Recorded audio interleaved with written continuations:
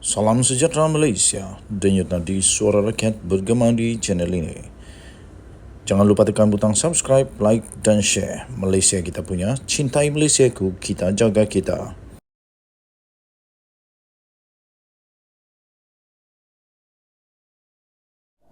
Salam sejahtera Malaysia, denyut nadi suara rakyat bergema di channel ini. Nampaknya kejutan besar untuk seluruh PAS. Saya pun tidak pasti kenapa, tapi sah tiada Nik Abduh dan Anwar Musa dalam senarai calon PN. Untuk Anwar Musa kita boleh hadam dengan mudah. Tetapi untuk Nik Abduh, mengapa beliau tak ada dalam senarai? Ini mengejutkan. Nama anak kepada bekas Menteri Besar Kelantan, Nik Muhammad Abduh Nik Abdul Aziz. Ini bekas Menteri Besar Kelantan tau. Bekas Menteri Besar Kelantan, Nik Muhammad Abduh Nik Abdul Aziz, iaitu anak kepada Tok Guru, Tuan Guru Nik Aziz, terus gaib daripada senarai calon pilihan PAS bagi menghadapi pilihan raya negeri PRN Kelantan. Kenapa ya? Kenapa? Saya fikir PAS perlu untuk memberitahu kepada semua ahli dalam PAS kenapa beliau tiada. Pertama. Kedua, saya fikir Nik Abdul Aziz perlu ada. Banyak sebab kenapa dia perlu ada. Dia perlu ada dalam senarai calon. Jangan sampai Nik Abdul Aziz tiba-tiba merajuk, dia masuk ke parti lain, baru nak menyesal, sudah terlambat.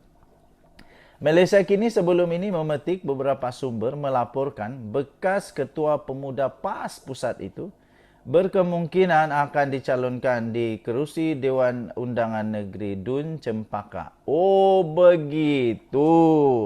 Sekarang sudah kita tahulah. Sudah kita tahu dia tiada dalam senarai di Kelantan kerana mungkin dia akan di Dewan Undangan Negeri Dun Cempaka. Oh begitu.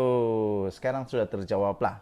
Dalam majlis pengumuman calon PN Kelantan di pekarangan Stadium Sultan Muhammad keempat di Kota Baru semalam, penyandang Dun tersebut Fatan Mahmud juga tidak dicalonkan semula. Wow. Senarai nama calon itu diumumkan sendiri oleh Timbalan Musyidul Ampas, iaitu Ahmad Yaakob. Sebaliknya PAS menggantikan Fatan dengan muka baru yang juga seorang peguam, Nik Baharum Nik Abdullah. Wow.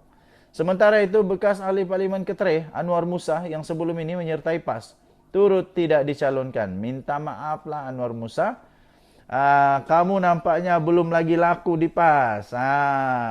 Orang PAS belum lagi terima kamu, sabarlah. Kamu ingat terus boleh jadi hero, tak ada. Bekas Menteri UMNO itu sebelum ini disebut-sebut antara individu berpengaruh yang mungkin menjadi pertaruhan PN di Kelantan. Dia sebelum ini memberi gambaran bahawa dia tidak tergesa-gesa mau menjadi calon PAS untuk bertanding PRN selepas menyertai parti awal Jun yang lalu. Anwar yang 5 kali menjadi ahli parlimen sejak tahun 1986 lagi berkata dia menyertai PAS untuk mengejar matlamatnya untuk melindungi Islam dan Melayu dan bukannya jawatan awam. Saya tidak bertanding pun tidak mengapa asalkan UMNO tak menang, katanya. Hoi! Memang betul dia berdendam dengan UMNO. Jika diberi mandat untuk bertanding, saya perlu berbincang dengan pucuk pimpinan PAS bagi mengetahui untuk tujuan apa diamanahkan. Berbuat demikian, katanya.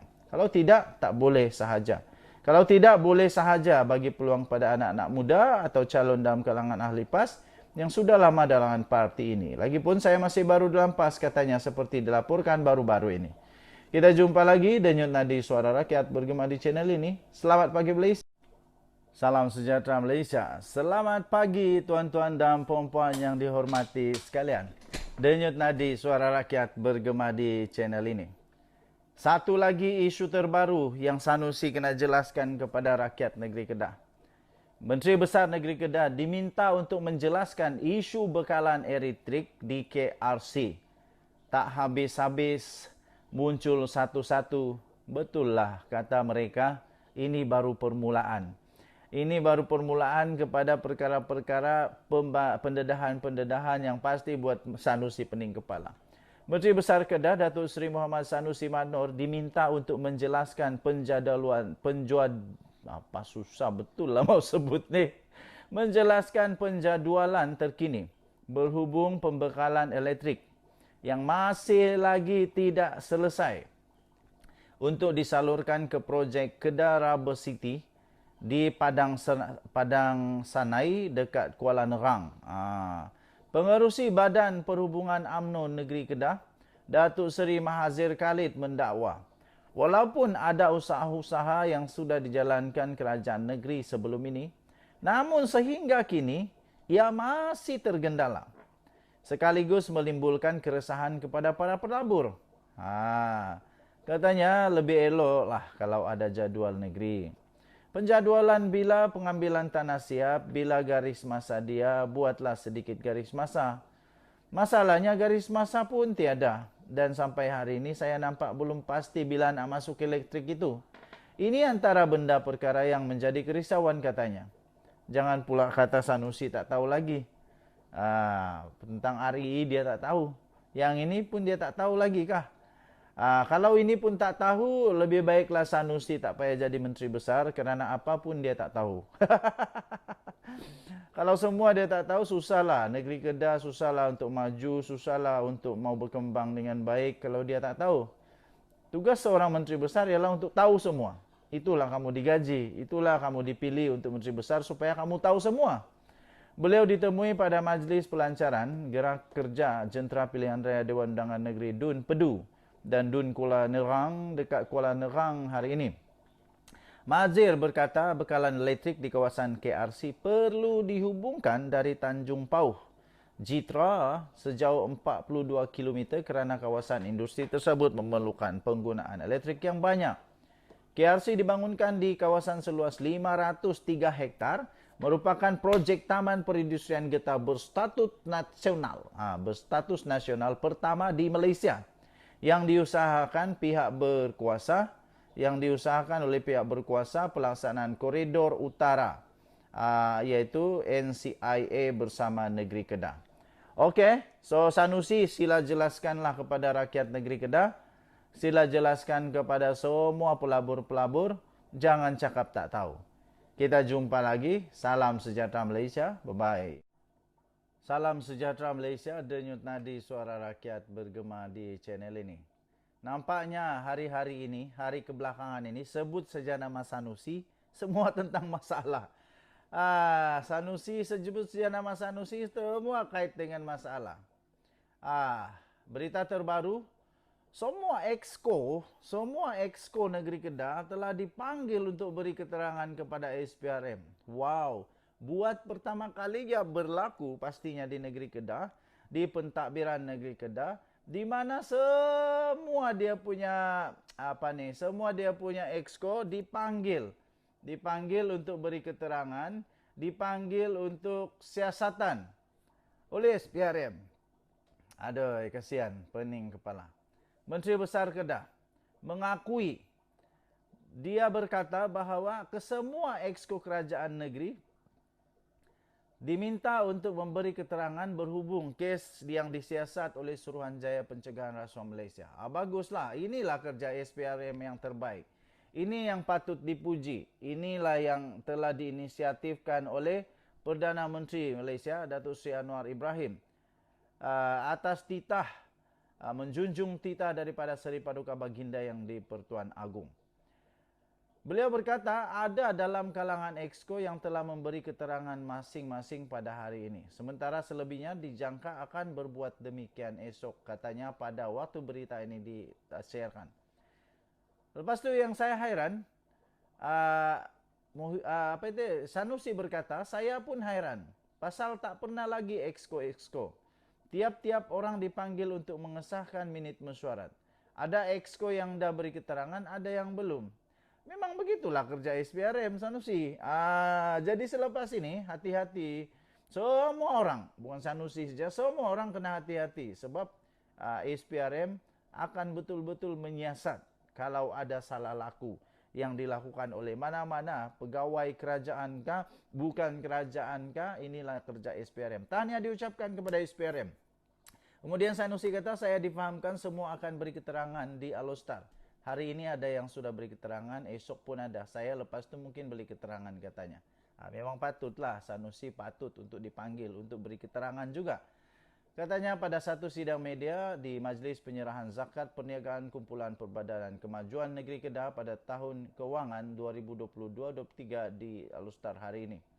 Muhammad Sanusi berkata demikian selepas beliau diminta untuk mengulas sama ada beliau telah dipanggil oleh SPRM untuk dirakam percakapan berhubung kes kecurian unsur nadir bumi REE di Kedah. Sebelum ini, Ketua Pesuruhjaya SPRM Tan Sri Azam Baki dilaporkan berkata sudah pun memanggil seramai 12 saksi berhubung kes rasuah dan salah guna kuasa dalam isu kecurian REE di negeri Kedah. Azam berkata pihaknya juga menjangkakan akan ada lagi saksi dipanggil untuk dirakam percakapan termasuklah Menteri Besar Kedah Muhammad Sanusi. Sementara itu pada sidang media sama, Muhammad Sanusi berkata dia juga akan beri keterangan kepada polis hari ini namun tidak pasti ia berkaitan dengan kes apa. Selalu tak tahu. Bila dia kena tangkap, baru tahu. Denyut nadi suara rakyat bergema di channel ini. Bye-bye. Salam sejahtera Malaysia. Denyut nadi suara rakyat bergema di channel ini. Misteri tentang 1MDB pastinya ingin diketahui secara benar oleh seluruh rakyat Malaysia. Akhirnya hari ini, kita dapat tahu kebenaran sebenar apabila banyak suara-suara yang kaitkan Zeti Akhtar Aziz dengan 1MDB. Tapi hari ini Zeti keluarkan satu rahsia daripada Najib Razak. Rahsia yang pasti menutup segala-galanya. Kita sudah tahu kebenarannya. Zeti Akhtar Aziz mendedahkan Najib telah meminta Bank Negara Malaysia untuk keluar surat untuk bersihkan nama. Aduh, Najib. Najib minta BNM untuk keluarkan surat bersihkan nama. Itu kata Zeti. Bekas Gubernur Bank Negara Malaysia BNM Tan Sri Dr. Zeti Akhtar Aziz yang memberikan keterangan terhadap Datuk Seri Najib Tun Razak hari ini menafikan beliau dan keluarga menerima faedah daripada penyelewengan syarikat 1MDB. Katanya tiada seorang pun dalam keluarga saya menerima atau mengambil duit 1MDB. Tiada satu sen pun katanya. Zeti berkata demikian ketika disoal balas oleh Timbalan Pendakwa Raya Ahmad Akram Garib sama ada terdapat dalam kalangan ahli keluarga yang mendapat faedah daripada 1MDB. Sementara itu Zeti melalui pernyataan saksinya berkata Datuk Seri Najib Tun Razak meminta Bank Negara Malaysia untuk membersihkan namanya berhubung wang berjumlah 2.6 bilion ringgit Malaysia dalam akaun peribadi bekas Perdana Menteri itu. Menurut Zeti, beliau bagaimanapun enggan mematuhi permintaan Najib yang juga bekas Menteri Keuangan ketika itu kerana tidak mempunyai pengetahuan mengenai akaun bank terbabit. Katanya Najib memanggilnya ke pejabat pada 3 Julai 2015 dan memintanya mengeluarkan kenyataan bahawa beliau iaitu Najib tidak melakukan apa-apa kesalahan dalam akaunnya. Kemudian Zeti berkata, saya beritahunya saya tidak boleh mengeluarkan kenyataan begitu kerana tiada pengetahuan mengenai transaksi dalam akaunnya. Beliau terima keputusan saya. Sejurus selepas mesyuarat itu, saya menerima panggilan daripada Menteri Kabinet yang membuat permintaan sama dan saya berikan jawapan sama. Iaitu saya tidak boleh mengeluarkan kenyataan sedemikian kerana tidak tahu apa yang berlaku dalam akaunnya, katanya. Zeti menjelaskan beliau tidak mengetahui wang yang berjumlah 2.6 bilion itu dimasukkan ke dalam akaun Najib dan ia juga adalah wang 1MDB, milik 1MDB pada ketika itu. Katanya Najib ketika ditemu bual oleh media mendakwa bahawa beliau iaitu Zeti mengetahui wang berkenaan dalam akaun M Islamic Bank Berhad miliknya dan tidak membangkitkan sebarang soalan mengenainya. Saya ingin mengatakan tanpa sebarang keraguan bahawa saya tidak mengetahui transaksi yang berlaku dalam akaun peribadinya pada masa itu, kata Zeti. Ini adalah kerana semua pemegang akaun dalam sistem kewangan kami dilindungi oleh peruntukan kerahsiaan perbankan dalam perundungan kami, katanya. Tiada siapapun yang boleh mengakses mana-mana akaun, melainkan institusi kewangan terbabit mengesan aktiviti mencurigakan dalam akaun itu dan melaporkannya kepada bank pusat, katanya. Denyut nadi suara rakyat bergema di channel ini. Tuan-tuan dan puan-puan yang dihormati sekalian, nampaknya Najib dalam masak besar sekali lagi. Jangan lupa tekan butang subscribe, like dan share. Bye-bye.